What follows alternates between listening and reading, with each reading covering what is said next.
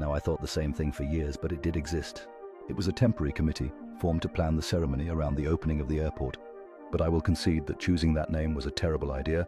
Now, the Masonic symbol is on the capstone because, well, the Masons paid for it. Now, they may be planning a world takeover someday, but in the meanwhile, Masons are pretty generous. AWAG is gold and silver, that's all there is to it. But it could also be, I know it could be the Australian antigen, I know it could. But the Australia antigen is just a protein that indicates a patient has hepatitis B. Hepatitis B is pretty bad, but it does have a 95% survival rate. Still, exposure to just the antigen wouldn't hurt you.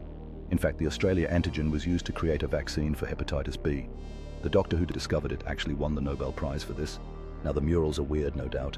The artist wanted to honor his heritage as a Chicano, descended from the Maya. He was trying to portray a message of peace. Well, that's a matter of taste, but yeah, they were pretty disturbing.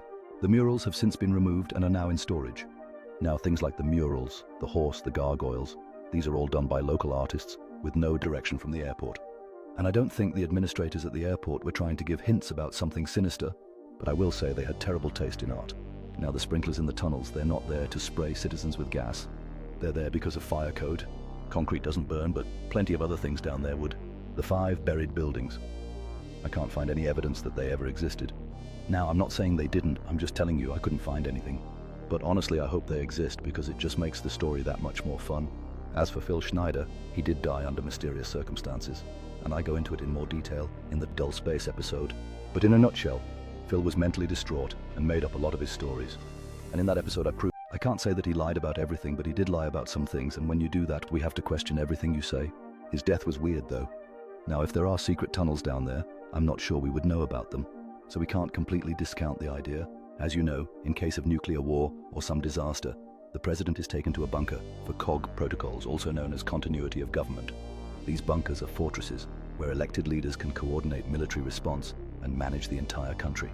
On the East Coast, this bunker is Mount Weather, Virginia. On the West Coast, it's Cheyenne Mountain, about 100 miles south of Denver Airport. Fine. But there's something strange. In 2011, the comet Elenin was headed toward Earth. It was expected to miss us, which it did, but it had just been discovered, so NASA couldn't be sure at the time. Elenin was between 3 and 4 miles wide, almost as big as the rock that wiped out the dinosaurs. So President Obama was rushed to a secret facility, but not Cheyenne Mountain, as his protocol